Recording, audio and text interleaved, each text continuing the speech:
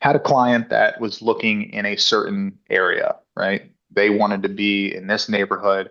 The neighborhood is a non-HOA neighborhood. It's unincorporated Palm Beach County, which means it's not affiliated with a certain city. Now, the reason I say that is certain cities do have restrictions on certain things, right? So, for example, I believe, unless something's changed, the city of Palm Beach Gardens has certain restrictions on short-term rentals. Unincorporated Palm Beach County, that's just one less, I guess, government entity that could have restrictions on it. So, anyways, this person was looking in this neighborhood for the following reasons. It's unincorporated Palm Beach County, there's no HOA, and it has mixed use. So there's single family residents there. There's also multifamily residents there. We were looking in this area for about 6 months. Things would come on and off the market, and just nothing that fit for them. So I said, let's do something unique. Let me generate a mailer, and I'm going to mail it to every single owner in this area. And it was probably 200 to maybe 250 properties. I can't remember exactly. So we put together the letter. I worded it a certain way that would justify getting responses. And I'll share this with you. This is part of my secret sauce. So any listeners out there, if you want to rip this off, you can, or you can call me and I can help you design it. But essentially, I found what the average price in that neighborhood was. And in that letter, I said that this client was looking to spend 30% above the average price. Hello and welcome to the Smart Business Owner Podcast with your host, Schubert. All right, folks, welcome back to the show. Today we have somebody that is an expert in real estate that knows the ins and outs when it comes to acquiring and also in investing in real estate. His name is Mike Mehdipour. He is a realtor, an investor, and also a family man. Mike, welcome to the show. Thanks for having me. I appreciate it. Yeah, of course, of course. So, Mike, I think, those conversation, the best way I like to get, to start those conversation is to let the public, I know a little bit, I know you, but the public, the listeners don't know too much about your background. Why don't you tell us a little bit about your background, where you're from, and also, what was the genesis for you? How did you get acquainted to real estate? Sure, sure. So I'll start a little bit about me. Born and raised in Palm Beach County. So I was born in West Palm Beach, lived in Riviera Beach until I was about 6 or 7 years old, which at that point, then my family and I moved up to Jupiter. So I've been, first generation, I guess, Floridian for my family. But yeah, it's been great. So yeah, born and raised here. I went away to college. I went to University of Central Florida in Orlando for 4 years, and then I moved to Miami for a short period for some real estate opportunities, and I just loved it so much in Jupiter. So I'm back in Jupiter, married with one child, one daughter, and another Nice. on the way. So yeah, I love it. I love it here, and yeah, that's kind of a little brief background. And then I think the second part of the question was how I got into the industry. Is that what you asked? Yeah. How did you, what was, was real estate always on your radar? How did you get Sure. introduced to real estate? Yeah. So I guess the short answer is no. It wasn't always on my radar. In fact, in in college, I was coming out and I wanted to do federal law enforcement originally. So upon graduating, that was the route that I was exploring. And at the time, um, I was approached by my stepmother, who's a federal bankruptcy trustee, and she was just getting her practice started, and she needed some assistance, from as far as like a case manager, almost like a paralegal.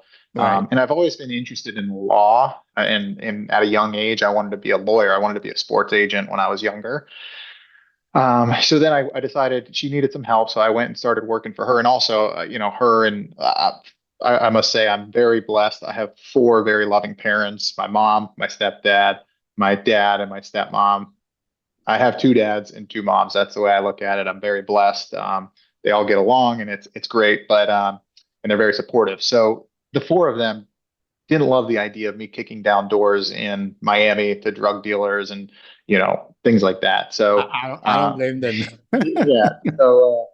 Well, Nicole, my stepmother, she said, "Hey, why don't you come and help me, get the practice going and maybe get your law degree and go that route." So, and I know this is a long-winded answer with real estate, but I started working for her, and when the light bulb went off is I was seeing a lot of real estate, real property in the bankruptcy court that was being abandoned. And we can get into it later, but a lot of people get foreclosure and bankruptcy. They tie it into the same thing and they think it's the same thing, which it's not. Um, two different venues: foreclosure state court, bankruptcy's federal court. So, anyways, having said that, I saw these properties and opportunities, and then my mind started turning, and I said, there's got to be a way to capitalize on this and create something that can bring value to these trustees and lawyers. And that's what I did. So that's how I got into real estate. Were you in college during that time, or That uh, was right after college. So so that was your 2012. first job that right? I mean, first job, right after you got out of college. Yeah, correct. I mean, I had, three jobs when I was in high school at the same time. In college, I had three jobs. I've always been a hard worker and I have had jobs, but my first post grad job, yes, that was it. Now, So, all the while, I was doing that while I was interviewing for law enforcement agencies. I was still considering doing law enforcement. And then the real estate opportunity came up and a light bulb went off and I said, this is it. Like there's a huge opportunity here. so basically, you somewhat stumble onto real estate. Yeah, yeah. Yeah. I mean, my first route that I wanted to do was federal law enforcement. And then my second kind of vision that I had was I was going to go and be an attorney. Because the idea that I always had is I enjoy helping people. So Right. law enforcement, I thought, okay, if I can get the bad guys off the streets, I'm helping people. Number two, if I can be an attorney and help people navigate tough times of their lives, that's another way to help people. And then the real estate, seeing the opportunities, so I started helping investors and that segued into kind of your standard real estate in this area, which I can help, everyday people that are buying and selling homes for them and their family, and also bring value in terms of advising them on how to create generational wealth through real estate. That's awesome. I mean, I kept hearing those stories all the time. A lot of time, people would say things like, I have a calling because my field, I didn't pick it. I either stumble onto it, somebody picked me out of the blue, and the next thing you know, it's 20 years down the road, and I'm very successful at what I do. So, uh, you're not the first story that I hear about. Whereas, literally, your profession chose you as opposed to you choosing the profession. Now, when it comes to entrepreneurship, which is, you are a broker, when you were thinking about, okay, well, you've seen all those properties at the courthouse, as you're working on these cases, this is a great opportunity. But being an entrepreneur is always a daunting task. People, they love the guarantee of having a paycheck, every 2 weeks or every week. When you become an entrepreneur or a real estate broker, you don't have that. You're gonna have to create that. As you were thinking about getting into real estate, what would you say was the watershed moment for you to say, hey, you know what? I know it's a risk. I know that I'm gonna have to eat what I kill, if I can use that term, because that's the term entrepreneur use. What was the watershed moment for you when you decided, you know what, I'm gonna take a chance with entrepreneurship? So I would say my mentor. So I'm very grateful. While I was working for Nicole, the trustee, while I was managing her cases, we would get a lot of calls from investors looking to acquire things through the court sales. And one of them really stood out. His name is Hugo. He's one of my best friends to this day. He's like a big brother to me and a mentor. And we're also business partners now, in multiple ventures, and we've done multiple ventures together. But I think it was him. So, I'm a young kid right out of college. I'm pretty much pushing paper, doing, drafting motions and things like that for the attorneys and the trustee to Right. review. And this investor, most investors would call the office, and I was kind of the segue between the trustee, if her assistant, if it was something higher level, like purchasing assets and things like that, it would Right. come to me, and then it would go to the trustee. Well, he was the only investor. I would get dozens and dozens of calls from investors, and he said, you know what? I'd like to come in and take you out to lunch, or take you out to lunch, come in and meet you. So he came in. I'm this like fresh out of college, not knowing anything. And he was just really, first off, he was just really good energy, and he was very humble. And he kind of told me about him. He was, an immigrant from Cuba, first generation here, and he went to school first, one of the first in his family. I think him and his brothers and sisters all went to school, but went and got his law degree, started practicing law, and he started investing in real estate in his probably mid 40s, I believe. Right. And Hugo, if you watch this, forgive me if I'm misspeaking on this, but long story short, he's the one that kind of said, "Hey, Mike, take the jump. Like I did it, and here's where I'm at." And he's an extremely successful real estate investor and attorney as well, and just a good person. So I think that was probably the catalyst to where I had somebody come in and kind of took me under their wing a little bit and Right. said, "Hey, Mike, if I can do this, and you can do this." And Right. he sent me some books to read. Probably the most pivotal book was The Rich Dad Poor Dad, Retire Young, Retire Rich, Right. which That's a taught great book. I read great that book, book, the early 2000. That was a great book. And the, great the book. second one was really good too, Cash Flow Quadrant. Yeah, yeah. I It didn't was read really that good one. too. I've read the Retire Young, Retire Rich probably four times, Who and I wrote that host one? Robert Kiyosaki. That was the fourth Oh, one of the okay. Rich I Dad. haven't I haven't read that one either. Yeah, it's good. I mean, they're all pretty much, they hit on the same thing, but the big thing is creating cash flow, Right. and good debt versus bad debt. And so, anyways, I would say that was my catalyst, and that was kind of the push that I needed to say, hey, give it a shot, right? Like you're Right. young, if you fall on your face, you still have plenty of time to get up, and luckily I did, and I did not fall on my face, but luckily I jumped into it, and so far it's been a fun ride. You know what they say, a lot of time when the student is ready, the teachers appear. So that's somewhat, what happened here. You were ready, your mind was open, and he just stepped up and led you exactly where you wanted to go. Yeah, yeah, absolutely. Let's dig a little bit into the nuts and bolts of these things. We keep hearing about real estate. People keep hearing about real estate. How do we even make money in this thing? If somebody want to make money in real estate, where do they even get started? Sure, sure. So I have a bit of a different approach for different people, right? I'm going to advise people differently. It depends. If you're saying I'm looking for, a home for me and my family to move into and raise a family in, that's going to be a different tactic than if it's somebody that says, "Hey, I want to buy a piece of property that's going to be a cash flowing piece of real estate Right, that's going to, provide me income." So I guess it depends on which way you're looking. So just briefly, if I'm looking at from a somebody that's looking to buy a home for their family, a few things. Sounds cliche. right, Location, location, location, right? Everything about a property you can change except the location. You can knock the house down, you could rebuild, you can add a pool, you can add a second story, you can do all of these things within reason, and of course, but the location is the biggest thing.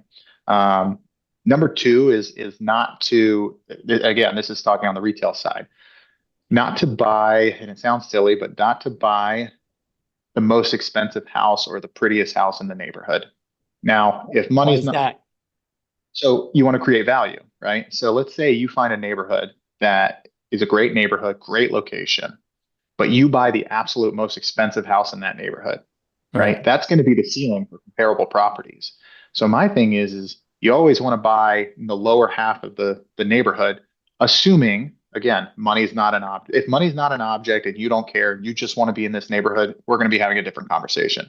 I'm talking right, about the average person that saved up their down payment, is looking to buy their first home. This is who I'm speaking to. buy something where you can add a little bit of value over the years. Maybe you renovate some bathrooms, you renovate the kitchen, you redo some landscaping, you paint the house, not all at once, but you buy something that you can fix up a little bit to create equity. And I think that's important. And a lot of people don't realize that. And a lot of people may not want to deal with that, deal with doing renovations. And again, it's all personal preference. If you have somebody comes to me and says, "Hey, I'm 65 years old. I want to retire. I want a house that I can move into, travel the world, not worry about it, and just live in it." That's going to be a different approach from a 25-year-old couple who just got married and are pregnant and want their first house to buy as a family, right? Right. So that's one side of it. And then I can jump into the investment side of it, but that gets a little bit So more. that basically for somebody that's looking to just buy a home, the first home, like, a young couple or young, a single person just looking to buy a house. So that would be the recommendations as far as, between saving a few bucks, buy a fixer upper, or buy the biggest house, the nicest house on the block if money is not an object. Now, what about the other side? Let's just say for example, that person, somebody's listening, they already have a house, but they hear that you're making a ton of money when it comes to real estate. They want to do the same thing too. Yeah. What's your process? What's the approach when it comes to somebody looking to buy a second home, maybe turn that into an Airbnb? This is, the thing now. Right. A lot of people are buying second home for Airbnb. What's the approach for somebody like that? Well, okay. So first off, I would want to find out the main stuff, right? What's your budget? Okay. What location? Because there's certain people. Some people you may come to me and say, Mike, I don't care if the property's in California as long as it's cash flowing. Other people say, hey, I want something closer to home. As a first time investor, I would recommend having something that's drivable within an hour, two max, just in case. Not too Because far. remember, your first investment purchase is going to be a bit of a learning experience unless you have a partner that's done it a lot. So location, price. From there, I would say I always tell people the Airbnb thing's a huge thing now, right? Everybody's talking about, oh, we'll buy an Airbnb. Much more conservative in terms of my advisement on investing is I say always underwrite the deal like it is an annual rental. So when you're purchasing a property, don't bet that you're going to have Airbnb income of X. Bet that you're going to be able to fill the property on an annual basis, account for vacancy. So if somebody moves out and you need to fix some stuff, whatever, usually 5%, 10% of the income, you account for vacancy. And then if you want to Airbnb it, great. It might be gravy on top, but underwrite the deal like it's an annual rental. Because worst case scenario, and here's where my bankruptcy expertise or experience comes into play. What's the first industry that tanks when the economy goes? Hospitality. What's hospitality? Airbnbs, hotels. Those are the ones that get squeezed first. Why? Because families and everyday Americans, they're not traveling as much. They're not going on vacations, right? They're going to stay home. What they're going to be worried about is food and providing a roof over their family's head, not going to Disney World or these things. So my point being is underwrite it like it's an annual rental. Worst case scenario, you put them in. Also, for first time real estate investors, I always recommend targeting the, I would say, lower middle class to upper lower class kind of rental market. Why? Again, if the economy comes down or if the economy's hurting, people are going to tend to move down in terms of rentals as opposed to moving up. So somebody that's renting a house for, say, $4,000 a month, economy's hurting, they're, struggling at work, what have you. They're going to maybe move down into a townhouse that's 3,000 a month, or a side of a duplex that's 2,000 a month. So those are things. And then lastly, very important, is something that has low fixed expenses. I'm not a huge fan of properties with high HOAs or a lot of restrictions. A few reasons for that is number one, somebody's not living in there, you're out of pocket. Number two, the board can always change rules on rental restrictions. You can't have trucks. You can't do this. You can't do that. So they'll force you to change things like that. So those would be Especially in the key, Florida. especially in Florida. So that's like, I guess, my overview. It gets way deeper. And once I get to know somebody on a personal level and what they're, similar to you, right? Like being a wealth advisor, like somebody may be more adverse to risk. Somebody may be wanting to take more risk for a higher reward. So it really depends. But those I would say are like the four pillars of what you should follow at getting started. So basically, if I understand you correctly, before you make your recommendations, you usually take the time to understand what's the goal is, what's the client's goal is, what they're looking to accomplish budget-wise, Mhm. location, and then you make, you can go ahead and make recommendations as far as what to do. Now, that sounds good, but how do they make money?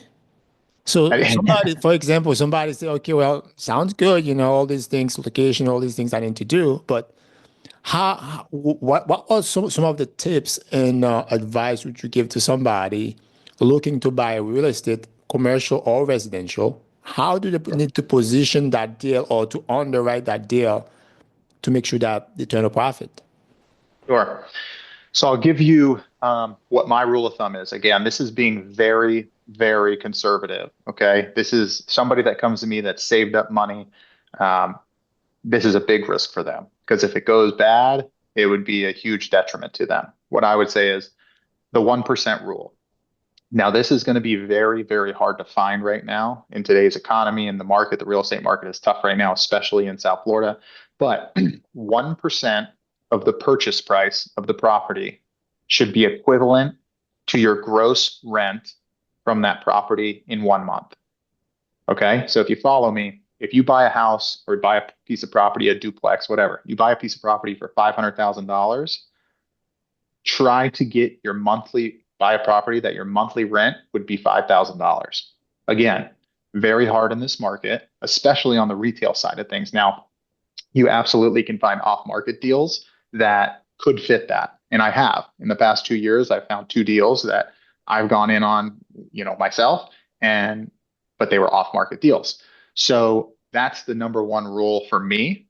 Now it's going to fluctuate a bit. Flip side of things is you find something that has some value add, which I touched on. You've changed some things, you've put some money into it, but you take the purchase price plus the renovation cost. And if that rent would be 1% of those two things, that's still a good deal. Now, what that does is that gives you a 12% annual return. Now, I always take roughly 2% of that, call it, and this is conservative, could be less, 2% for taxes, insurance, and repairs and vacancy loss. Okay. Now, from there, let's use the $500,000 example. Okay. Right, You find a place for $500,000 that will gross $5,000 a month. Okay. That's $60,000 a year. Let's take 2 months off of that. So you're making $50,000 a year. That would be your net operating income if you were to right, buy it in cash, if you had 500,000.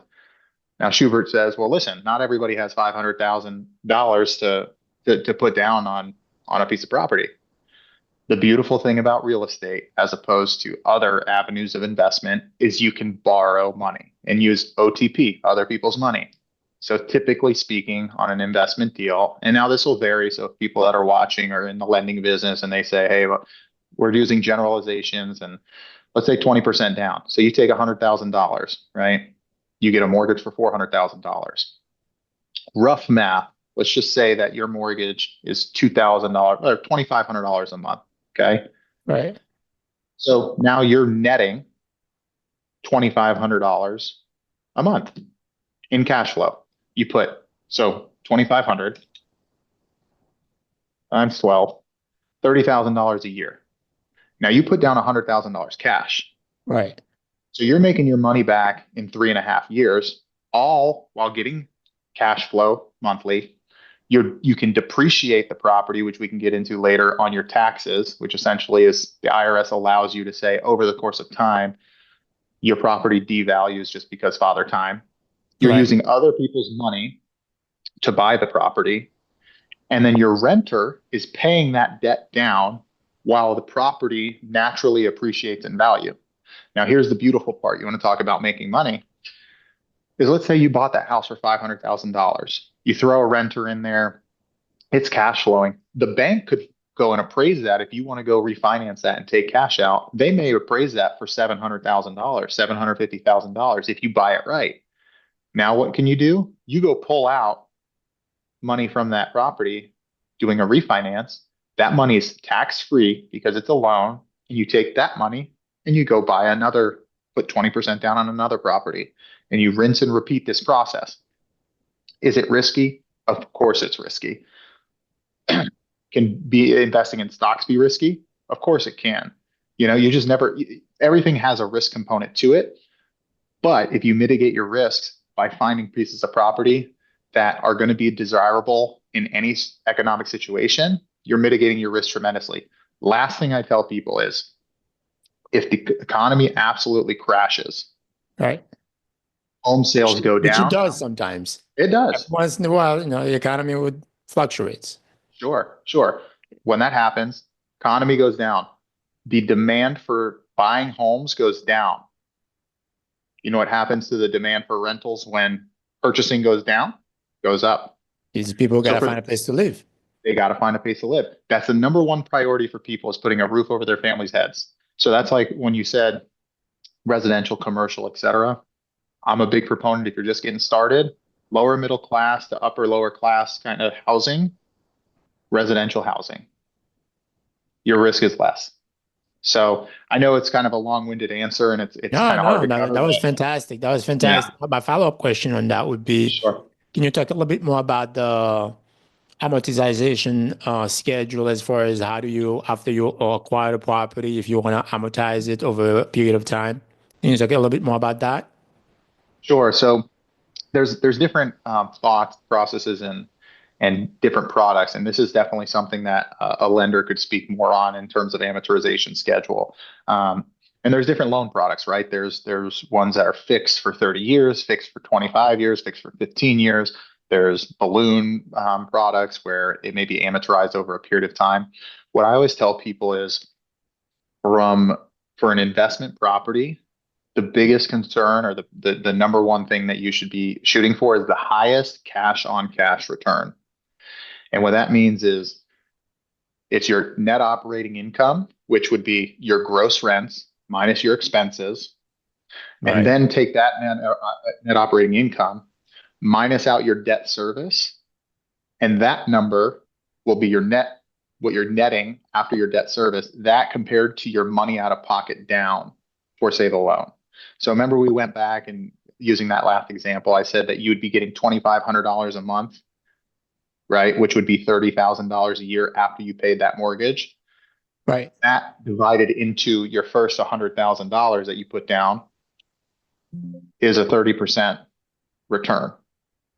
So, and again, for those watching, and that is like a very best case scenario. Does it happen? Absolutely. Do I have properties that produce that kind of return? Absolutely. Do I have properties that produce less? Absolutely.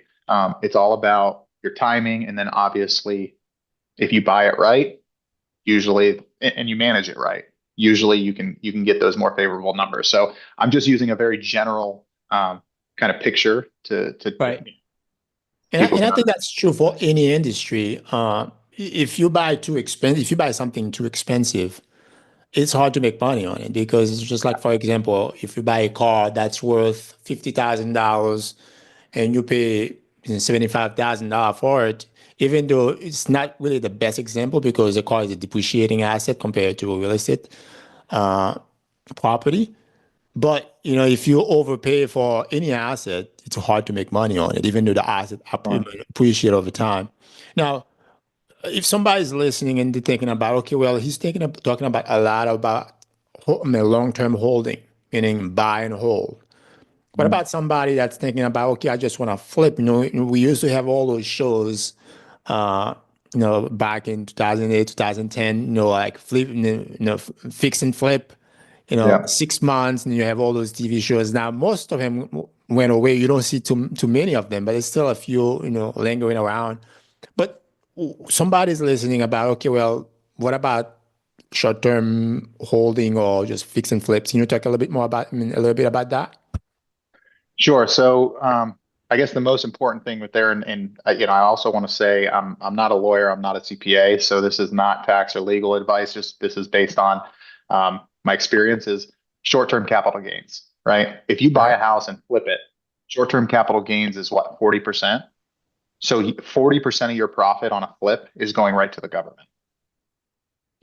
So for me, it's like, it's not about what you make. I always say this, and this is my mentor, kind of instilled this in me. It's not necessarily about what you make, it's about what you keep. Right. What avenues is going to ensure that I keep the most money as opposed to paying it off to the government, right? Because for me, listen, I understand, what do they say? There's only three things that are certain in life. It's like death, taxes, and something else. Like, so I get Right. it. Taxes are the Death and easy. taxes are definitely for sure guaranteed gonna happen.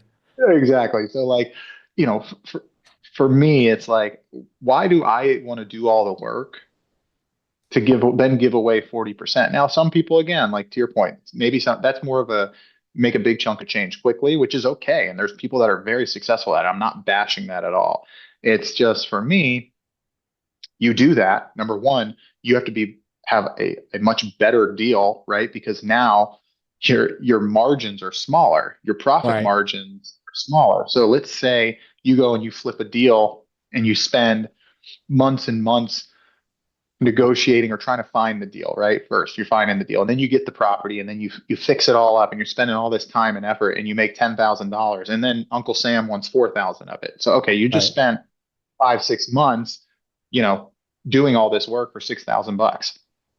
To me, it's I'd rather keep that property and then hope that in 3 or 4 years I can pull equity out of it and then go buy Right. another one, all while somebody else is paying my mortgage for me. Essentially, Right. it's like this. If I said to you, Schubert, all right, hey, I'm going to go buy a Ferrari, and you're going, well, Mike, what are you doing? But I'm going, somebody else is going to pay for it, and Right. then they're not only going to pay the loan on that Ferrari for me, but then they're also going to pay me to rent the Ferrari. Like for me, it's still my Ferrari. Yeah. I have the car.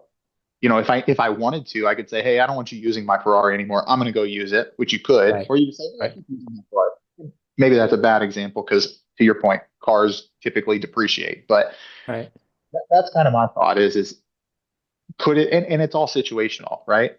Everybody should have a I'll sell my house tomorrow price, because if you go and buy a piece of property, any of my properties, if you approach me and say, hey, I'll pay you X amount of dollars and it makes sense, I don't care if I bought it yesterday, you may take it. So that's the other thing too, is you got to kind of you weigh it, and it's case by Right. case.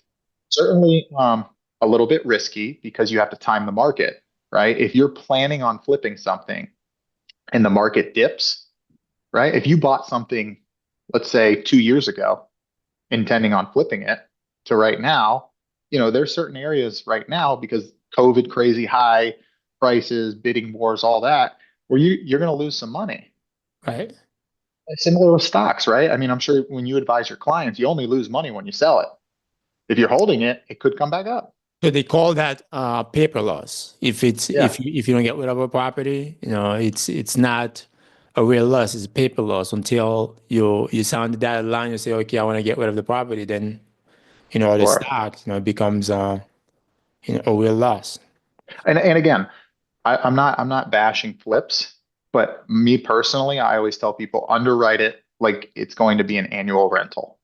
So go buy a piece of property that you can fix up, annually rent it and make money on it.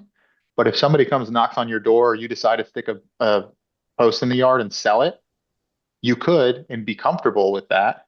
But also, if it doesn't sell, it's okay. You throw a renter in there, you're making a little bit of money, and then in 4 years you sell it, or 5 years you sell it, or 6 months you sell it. I think I, So, I heard a speaker spoke about that. I'm not sure if it was Robert Kiyosaki that did, but basically what he said is it goes along the line of what you just said, as far as if you want to buy a Ferrari and you're not paying for it, somebody else is, they're gonna pay you for driving a Ferrari. Why would you say no? So basically, what he said to his followers, I'm not sure if it was Grant Cardone or if it was Kiyosaki, but Grant Cardone is big in real estate as well. He said basically, if you want to buy something nice, you want to please yourself, buy a piece of property, cash flow it, make sure it's cash flow positive, and take the cash flow positive on top of all your expenses, all these things, pay it off, and buy whatever if it's a Ferrari you want to buy, Bingo. buy with the extra money. So it's not you Bingo. paying for that Ferrari or that expense. It's basically somebody else paying it for you because that takes $0 out of your pocket. And, and what's that called? Other people's money, I right? think you're right. What's the You're right. best money to use? Somebody else's. I think you're right. Now, are there, I mean, the industry is always evolving. There was a big lawsuit, I think, that's what's that company, Douglas Elliman, they got sued for, a ton of money. Uh, and the law has changed a little bit when it comes to buying and selling real estate. Can you talk a little bit about that ruling that, that changed the way buyers and sellers interact with realtors and people helping them? Sure, sure. So I think you're referring to the National Association of Realtors. There was a large lawsuit against the National Association of Realtors, along with many of the large national brokerages. And essentially, a group, and forgive me, I haven't done a ton of research on it, if I'm being completely honest with you. I mean, I've done some classes and stuff to learn a little bit about it. But essentially, what happened is they were sued, me being the National Association of Realtors, along with these large brokerages, for quote unquote, I guess, fixing commission prices or I don't know. In my personal opinion, I didn't think that the attorneys that were defending the National Association of Realtors did a very good job. But now, instead of you signing a listing agreement. So, all right, let's rewind. Typically speaking, Schubert, if you approach a real estate agent a year ago, 5 years ago, 10 years ago, he would say, "Hey, I want you to sell my house." You come to Mike and say, "Hey, I want to sell your Mike, I want you to sell my house." I say, "Okay, here's excuse me, a listing agreement. You're going to pay 5% in commission, 6% in commission, whatever the number is. It's always been negotiable. There's never been a set price. Now, the industry like kind of standard was always between, I would say, 4 and 6%. I've Right. heard of people charging 10%. I've heard of people charging 1%. It's always been negotiable. But you say, I wanted to sell your house. I say, Schubert, this is why I think we should do it at 5%. That gives me enough money for marketing, ad spend, print advertise, all these things, also overhead to run all this. And then to offer it out to a buyer's broker who may spend that same kind of money cultivating buyers from, say, New York or California or whatever. They spend their money targeting those people. So now that was all fine and dandy. You agreed to 5%, and we would get to the closing table. And another agent brought a buyer. You agreed to the price. We get to the closing table. And on the closing statement, it says Schubert's paying 2.5% to Mike in Elite Properties and 2.5% to John Doe at Compass, right? Right. And they made it to, I guess, a problem saying the seller shouldn't have to pay the buyer's agent. Well, you're still paying the 5%. So, Right. in theory, and in the listing agreement, it says that. It says we're going to offer, in that old listing agreement, it says we're going to offer X amount to a cooperating broker, which you'd have.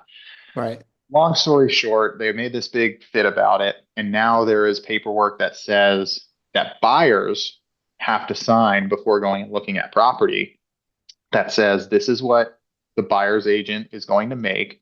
And if the seller is not paying that, you could be obligated to pay it, in short.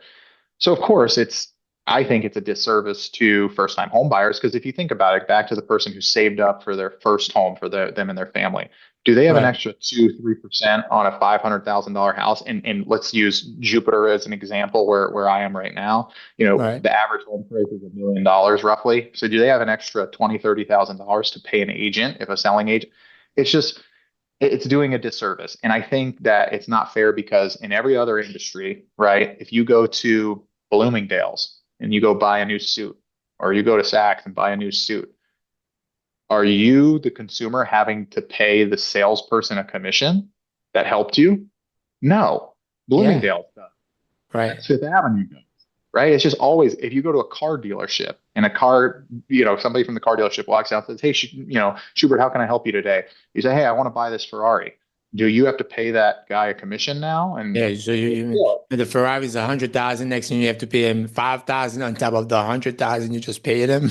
yeah, it's just so in my opinion, it's silly, but they wanted it to be all, disclosure is fine. I'm all for disclosure. I think that should be. It's just That's the new thing is now buyers are going to be asked to sign a piece of paper and it's going to be uncomfortable. And a lot of buyers are already pushing back saying, I don't want to sign this because in my opinion, right? Like if I'm good at my job, I don't need you, Schubert, to sign an agreement saying you're going to work with me as a buyer per se, because I'm confident in my job. I'm confident in my knowledge. I'm confident that you're going to be happy and I'm going to find the best deal for you and you're going to Right. be happy to using me. Um, but now when you have somebody that you a lot of times in real estate, people just meet off of the street or off of an online, connection. Right. They say, "Hey, sign this and marry me." It's like, whoa, whoa, whoa. Let's date before we get married a little bit. Like, I want to know if you know what you're talking about. Right. So, and then the other thing with that is, unfortunately, real estate has a pretty low barrier of entry, and it's very saturated down here. So it's just very, a lot of people fall into the friend trap where it's, oh, my friend is a real estate agent. And a local broker, posted something the other day, and he's, well respected in the area. And I thought it was very clever. And he called it the friend trap. And he said, would you hire a stockbroker that's a friend that does, wealth advising part time? No. Would you hire a doctor that's a part time doctor that just got licensed? No, you're going to hire the best person. And for most people, real estate is the largest financial transaction of their life. Right. Um, you want somebody that's going to represent you properly and know what they're doing. Yeah, 100%. Now, with this ruling, do you see a drop when it comes to people buying real estate? No, I know right now the rates, federal interest rates is a little bit lower than it was, even though mortgage rates didn't really go down. My understanding, it went the opposite way. Have Yeah. you seen a drop, a negative effect when it comes to people buying home? It's it's hard to say compared to 2 years ago. Absolutely, 2 years ago was an unprecedented time, but right now, being that today, excuse me, is 2 days after I guess the results of the election and whatnot. I think that kind of slowed things down a bit. It's hard to say if less people are buying homes because of the settlement. Because remember, I'm more isolated to from a residential standpoint.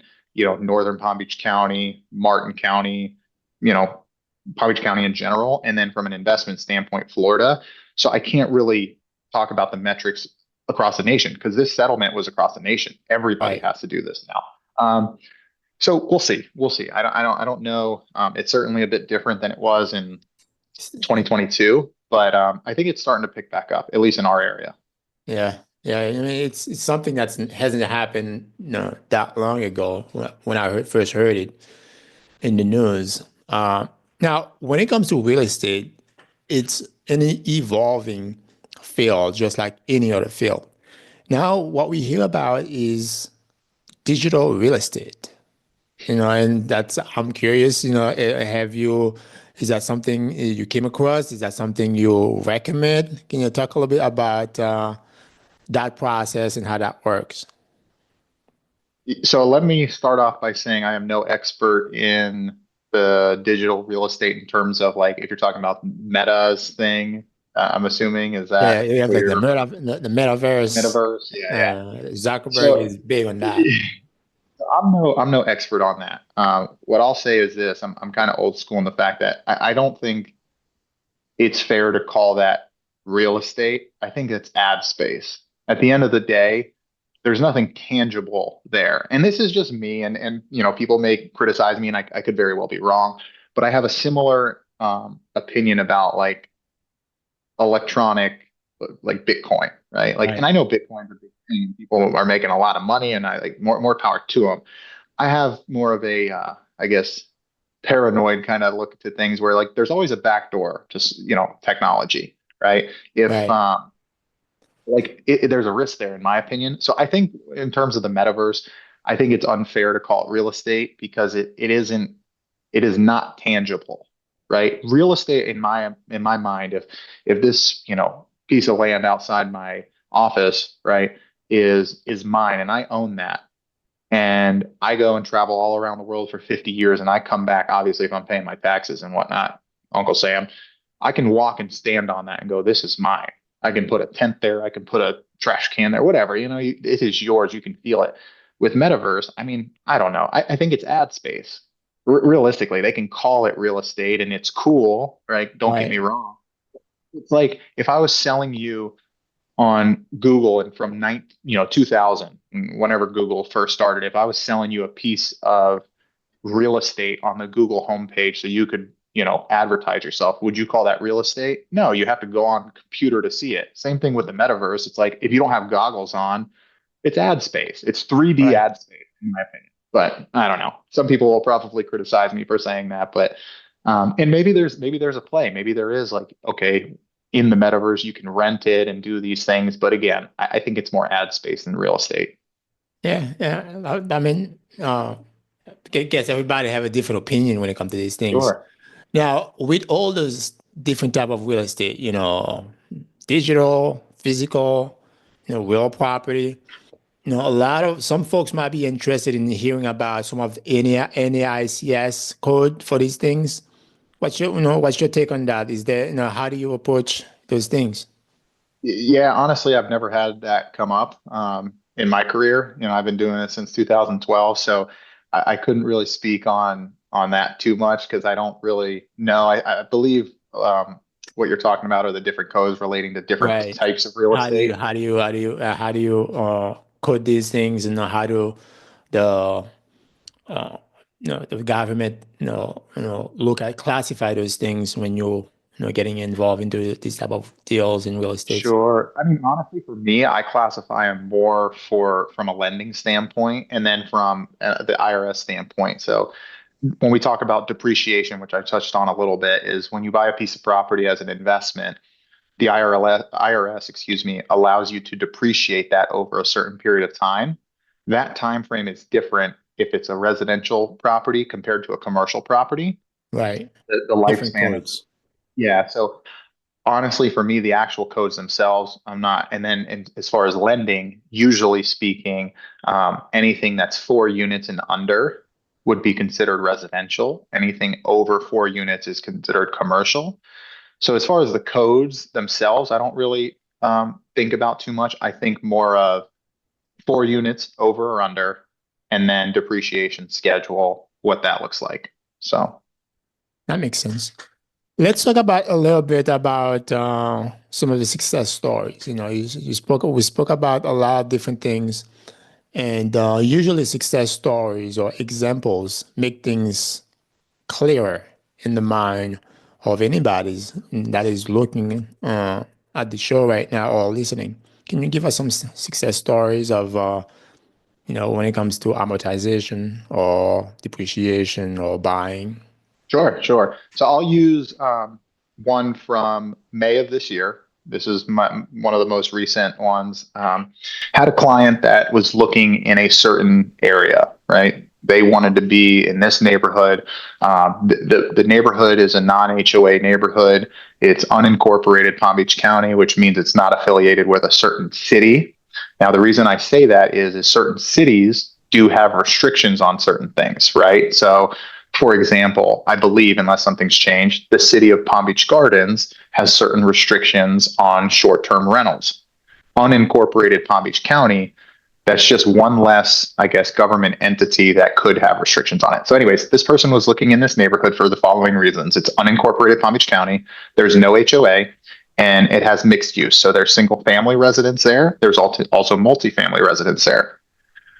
We were looking in this area for about 6 months. Things would come on and off the market, and just nothing that fit for them. So I said, let's do something unique. Let me generate a mailer, and I'm going to mail it to every single owner in this area. And it was probably 200 to maybe 250 properties. I can't remember exactly. So we put together the letter. I worded it a certain way that would justify getting responses. And I'll share this with you. This is part of my secret sauce. So any listeners out there, if you want to rip this off, you can, or you can call me and I can help you design it. But essentially, I found what the average price in that neighborhood was. And in that letter, I said that this client was looking to spend 30% above the average price. So you see, so somebody opens that letter and says, okay, my house is worth $700,000, but this person's saying that they want to buy something for $1 million within the next 3 months. I'm going to call them, Right, right? They're on 100%. a Yeah. sure enough. Do that. I got about a dozen calls.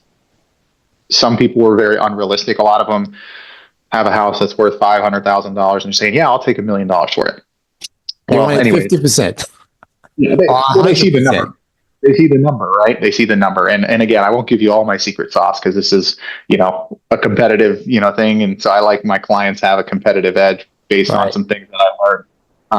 So anyways, a guy calls me and, his property is nice, it was worth something, but not what he wanted, right? He wanted the $1 million or whatever. And I said to him, listen, unfortunately, after running the numbers, this client can't pay that. Alternatively, though, since it's not going to work for him, I'm a real estate broker. I'm happy to list the property for you. And if you don't get what you're looking for from listing it, this client will buy it at the price that, here it is. Right. So submitted an offer at a price, kind of just as a placeholder for him.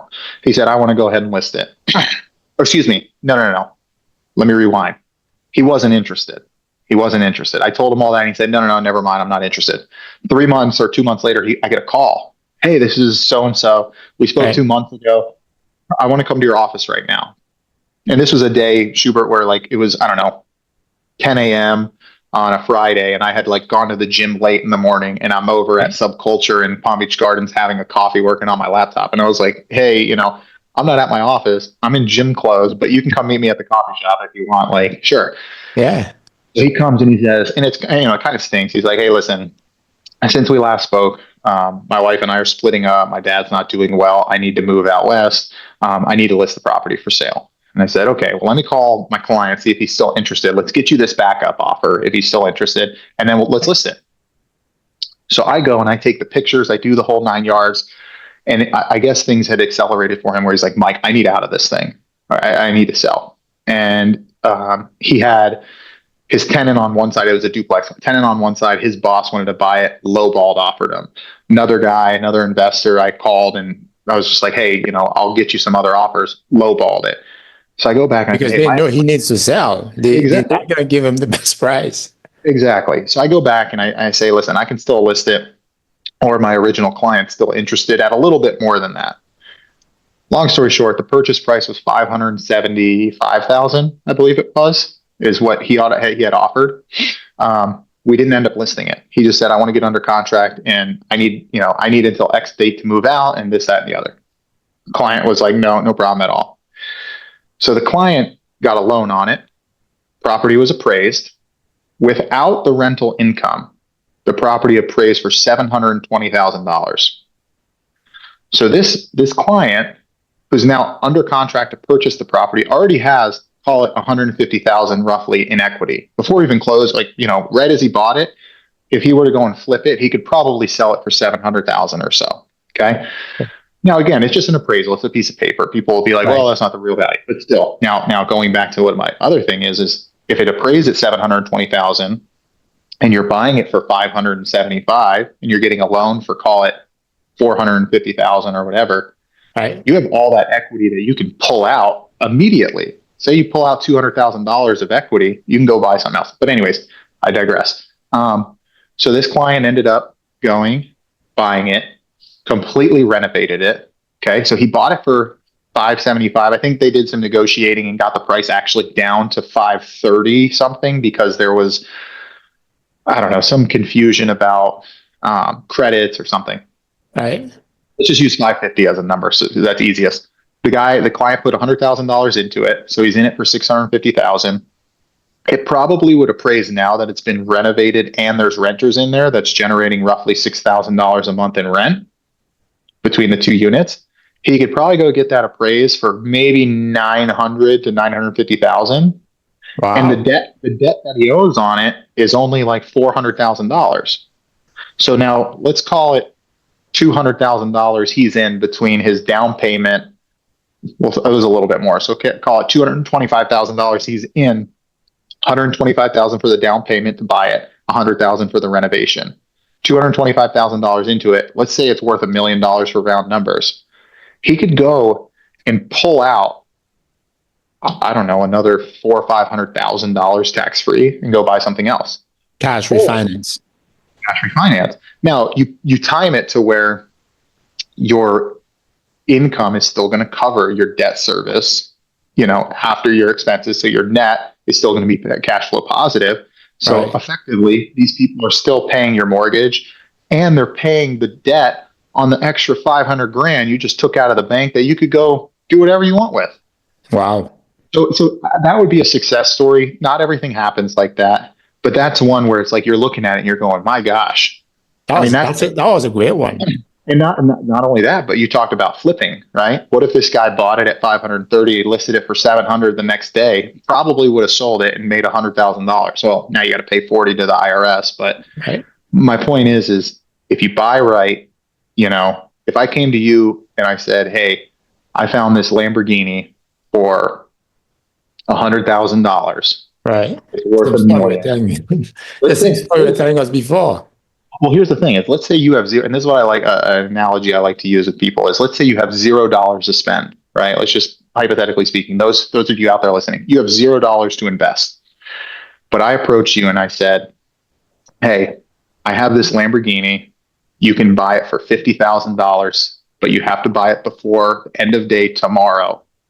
But this Lamborghini you can guarantee sell it the following day for, I don't know, $300,000.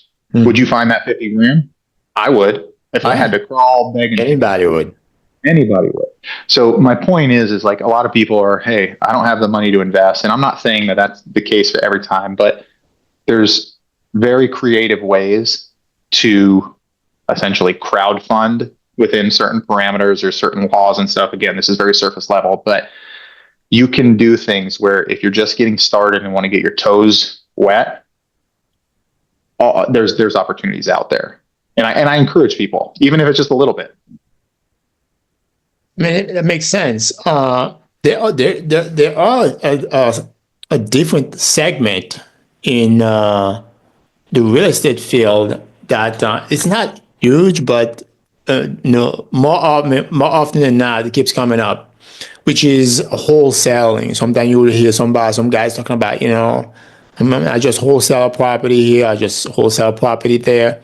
But those guys, most of them are not realtors or brokers. So can you talk a little bit about that? Sure. So number one is that's another thing too, is people that get approached by someone, and I offer this to anybody. Again, I'm not an attorney, but I've been in this long enough. If somebody sends you a contract to buy your house, I can pretty much sniff it out within the first 10 seconds whether or not it's a wholesaler. So what wholesalers do is they come to you, Schubert, and they say, hey, I want to buy your house for $1 million, right?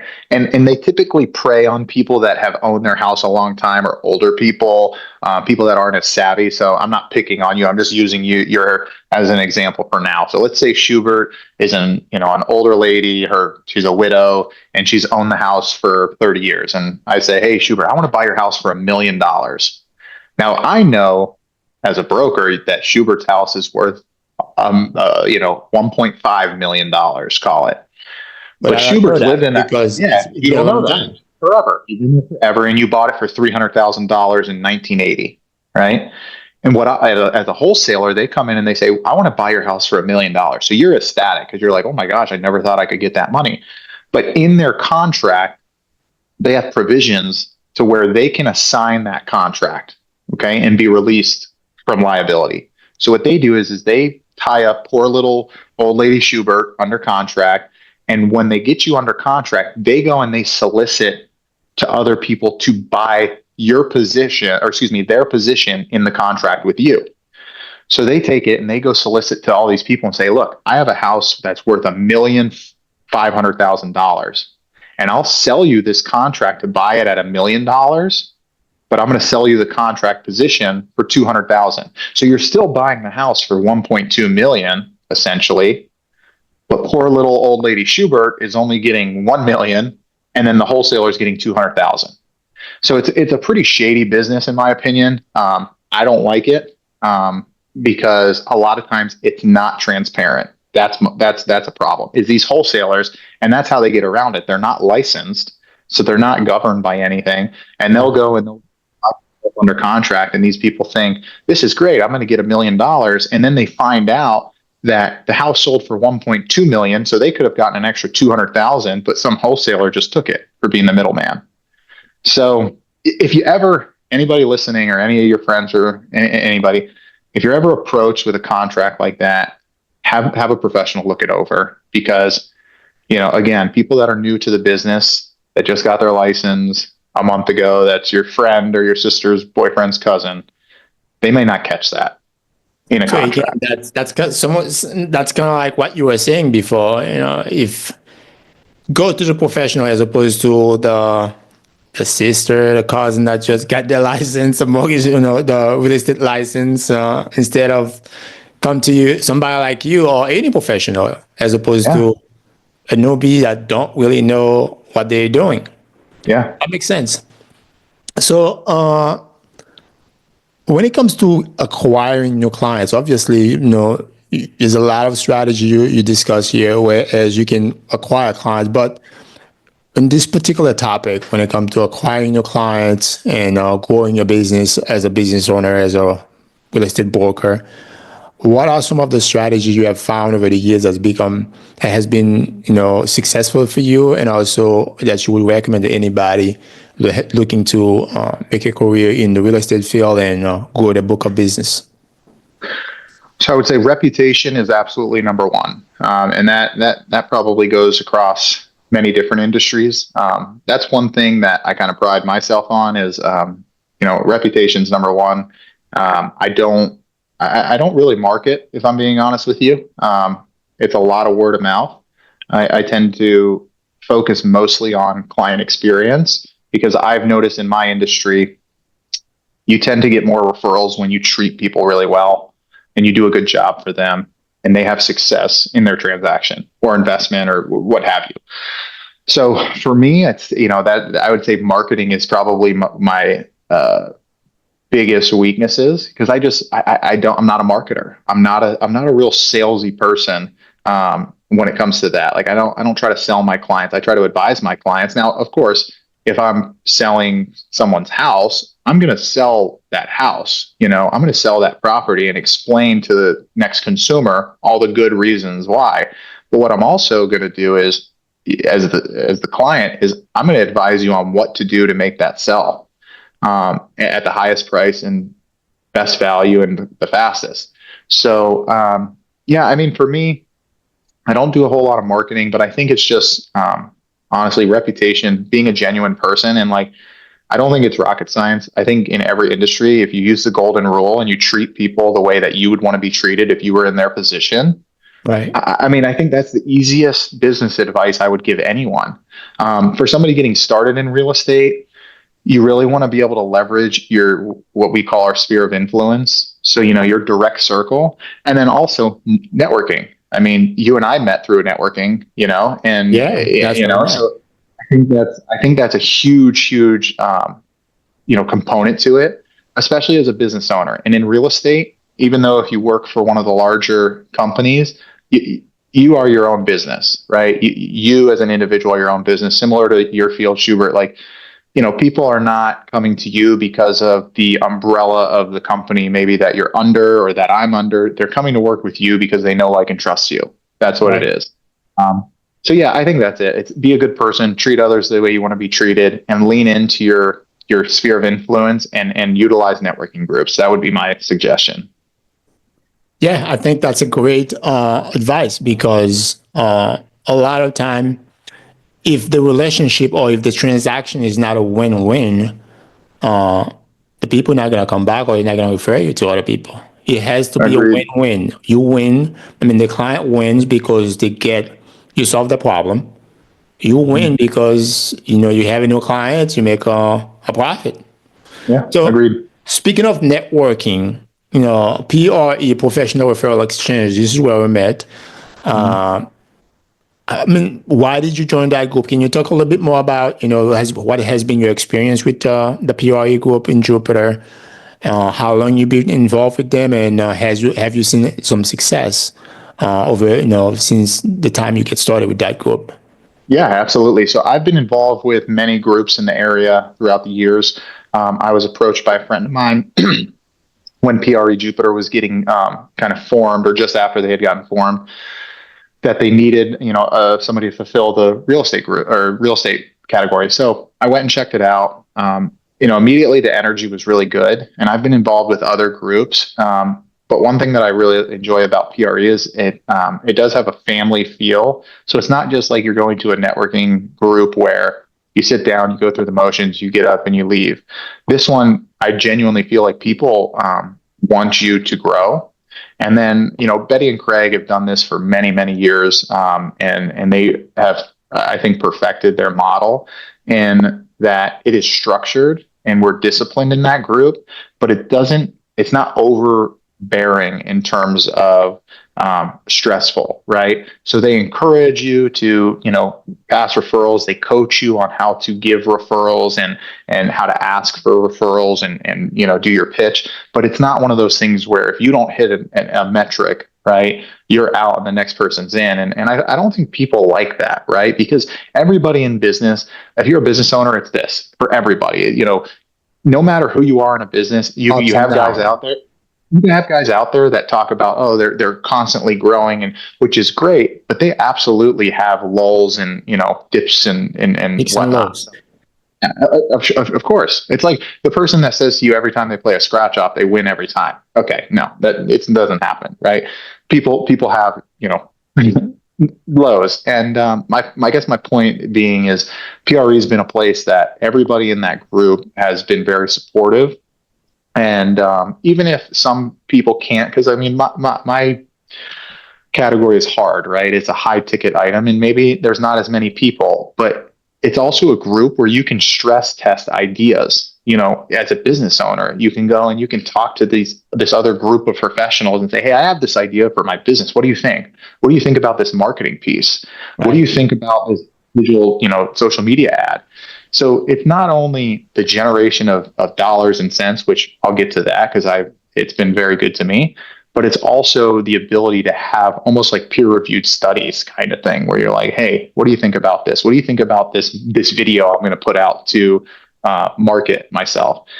So that number one, I've been involved now for about 3 years. And I think from PRE to date, now this is not, dollars in my pocket, but in terms of, um, revenue for my business in terms of sales, it's probably generated at this point somewhere between 4.5 and $5.5 million in sales.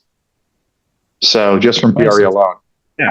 Now again, that is networking with inside the networking group, right? So somebody would refer me their father-in-law.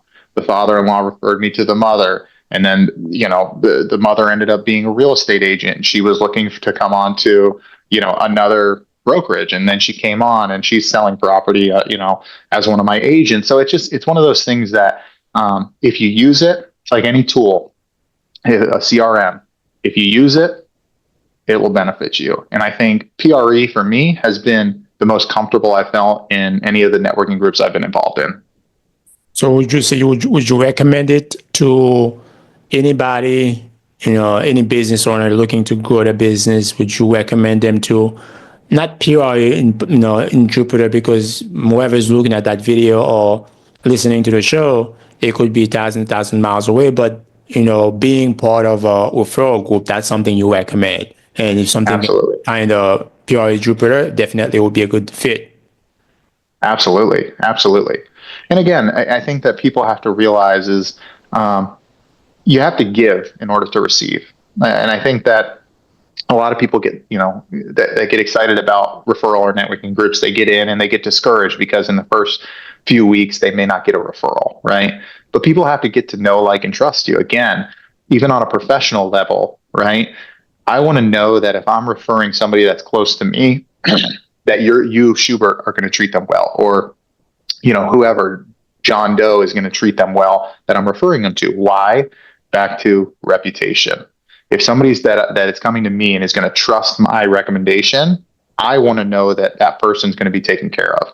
And I think that's what's so beautiful about the referral group is there's accountability, right? And you know what they say about reputation, and it takes you can destroy a reputation in a second, but it takes years and years to build it. But 1,000%. Yeah. So so let's just just circle back just a little bit when it comes to productivity as a business owner, because you do not have a boss to tell you, to motivate you, tell you to do things. You have to do that yourself. So when it comes to time management and being productive, what are some of the strategies that you have used over the years to help you stay on track and to make sure that you maximize your time? Sure, sure. So I'm a big fan of time blocking. I like to do that. I also like to, the night before my day, I like to plan it out in terms of kind of my time blocking and look forward to see what it exactly is that I have going on that day, and then plan accordingly. I think that being able to implement a plan and then execute on that plan has really been helpful for me. Great. Now, real estate is no small time gig. It's big. It's a big commitment. Now, you are a family man. You have a family. Mhm. How do you balance between working 16, 18 hours every day and your personal life? And, how do you find the perfect balance between, being a professional, a successful professional, and taking care of yourself and your family? Sure. It's very hard. In my industry, it's very hard because you think a lot of people, a lot of, people that are shopping or transacting in real estate, a lot of that happens over the weekend or after work or before work or on lunch breaks. So, luckily, I have a very supportive family. My wife is incredible. She understands that and she's supportive of it. For me, at night, there's certain times, right? If there's what I like to say a fire, right? If there's a big problem with one of the deals that I'm working on or a client or what have you, of course, I'm there 24/7. I'll keep my phone. But on a normal day to day basis, typically once it reaches about 6 o'clock, 5:30, 6 o'clock, I put my phone down for the evening in terms of work. I'll check it before I go to bed just to make sure that there's nothing that's super time sensitive. Right. That's number one. Number two is, a lot of people from the outside looking in, they look at my schedule sometimes and they go, "Oh man, this is great. Look at Mike. It's a Tuesday morning and he's playing golf or something, right?" But they don't see the, you know, 9 a.m. on Sunday going out and showing this or doing an open house or doing I think there's a lot more than meets the eye. I think real estate is very much like a duck on a pond. On top, it looks like, oh, he's just cruising along, having a grand old time. But underneath, it's just churn, churn, churn, churn, churn. And that's, Right. I think for most successful real estate agents, that's how it is. And a lot of people go and they get into the business because they think real estate is, oh, this is easy. These people are going out and, $1 million listing. Oh, they're driving all these nice cars. I can, guarantee you those guys work their tails off, and girls, they work their tails off. And that's how it is. I mean, balance is tough. What I like to do is if I do have breaks during the week, I'll go and spend it with, my wife and my daughter. If I have a random Wednesday, after lunchtime, if I'm, have an opening for 4 hours, I'll go spend it with them because Saturday, Sunday may get consumed. And it's always last minute with real estate too, by the way. It's, hey, I want to go look at this, and this, or, hey, I want to go look at your listing, in an hour. And I'm like sitting down getting ready for dinner. But, you got to do what's best for your client. And what's best for your client is if you're selling their house and somebody wants to come see it, that's a potential buyer and a ready, willing, and able buyer. What's best for that client is you get your butt up and you go show their house for them. Right. Yeah. Because you don't know, maybe that same person goes to the neighbor's house that same night and goes and buys the neighbor's house. So it's tough, but A lot of time, somebody would call you and you don't pick up. They call the next one, next guy, and they keep calling and calling and calling until somebody picked up. And whoever picked up the phone, sometimes the one who gets the deal. So being able, making yourself available, for when the client needs you, I think it's really important. Otherwise, it's a lot of things gonna fall through the cracks. Now yeah, let's talk about, the challenges. We know that, all those sounds good, but we know for sure that any field you're gonna face a ton of challenges. What would you say some of the biggest challenges that you have faced, not just real estate, but as an entrepreneur, period? Can you talk sure. about that a little bit?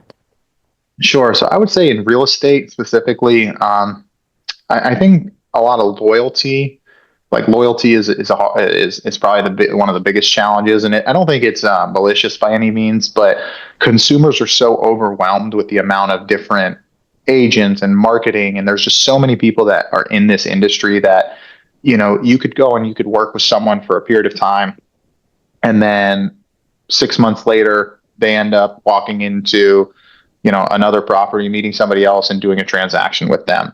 Now, at the end of the day, in my opinion, it falls on me, right? Because if you're in front of them and you have a good rapport, and you're doing a good job, then that shouldn't happen. But things fall through the cracks, and so that's one that's tough. The other thing too is you're tied to the market, right? As far as from selling real estate. Now, investing in real estate is a totally different conversation. But as far as being a real estate agent or a real estate broker that's selling, you're tied to the market. So, this summer was a little bit slower than normal. I think for a Are few the reasons. summers usually slow?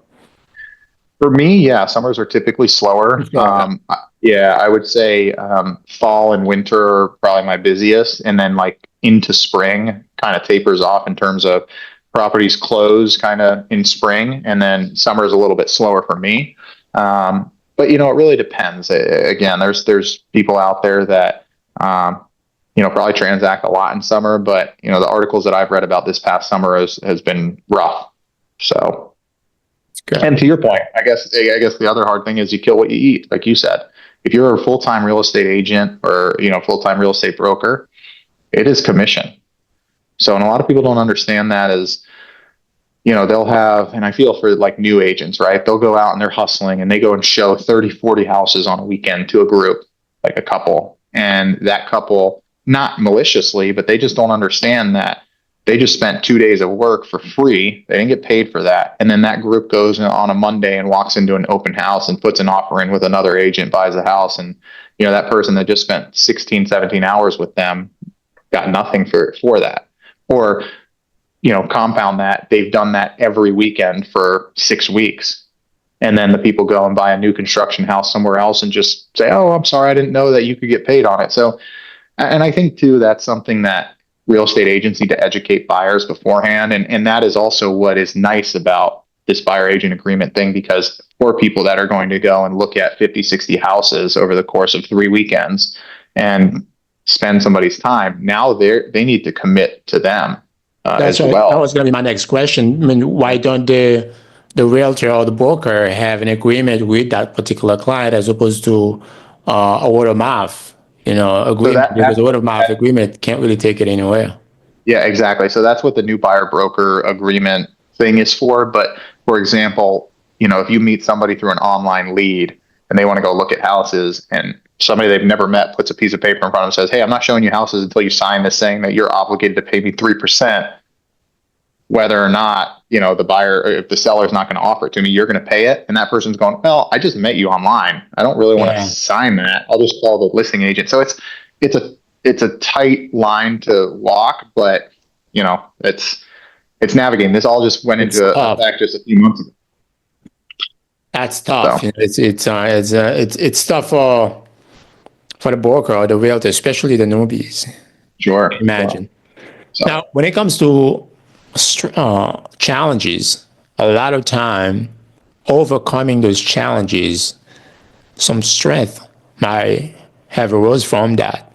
What would you say some of the strength that have arose from some of the challenges you have solved that make you a better business owner or better entrepreneur or better real estate broker?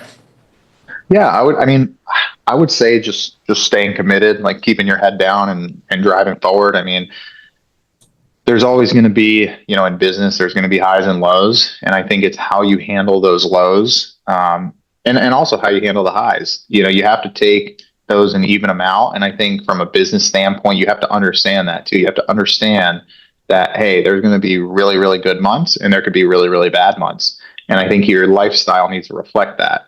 And that's where some people get caught up is they have a really, really good month and they go, okay, I'm going to live my lifestyle like every month is going to be this way. And that's where you fall into the trap and people get in trouble. So I think it's really just being humble, understanding that, at the end of the day, like your job is to provide for your family and provide for you. and also be a good person.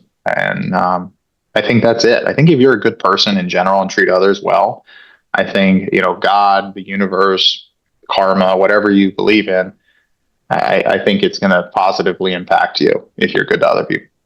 It's like, again, I keep going back to these things, the old saying, you sow what you reap. If you sow Yeah. good seeds, you'll reap good, good Yeah. fruits. But Agreed. if you sow bad ones, it'll be the same. Agreed. Now, looking back, Mike, is there anything you would do differently? And you reflect on your career, all the things that you have done, positive and negative. What, if anything, what would you do differently? I don't think there's anything, honestly. I'm really content and I'm happy with, the life I have and, the business I have. And, I don't know. I mean, I guess maybe market more because right now it's word of mouth. That's it. So, yeah, I don't know. I couldn't think of something off the top of my head that I would necessarily do different. That's awesome. That's awesome. Yeah. So, Look, well, it's been an awesome conversation, Mike. yeah. Now for some of our listeners that hearing you today and want to learn more about you or want to connect with you, how can they do that? Sure. So, call or text me. My number is 561-543-3033. And you can always email me or you can find me on Instagram, Mike's Insight. And yeah, or at PRE, Professional Referral Exchange, Tuesday mornings in Jupiter, very fresh. There you have it, folks. Mike, thank you so much for being here. And it's been an awesome conversation. I'm sure our listeners have taken away some real gems when it comes to owning and investing in real estate. So if you find value in today's conversation, please like it and share it with somebody that can benefit from it. If you have any questions you want us to address, feel free to email the show at info at thesmartbusinessownerpodcast.com, just all spelled out. And that's it, folks. Have a great weekend, and we'll see you in the next episode. Bye, everybody. You've been listening to the Smart Business Owner Podcast. See you in the next episode.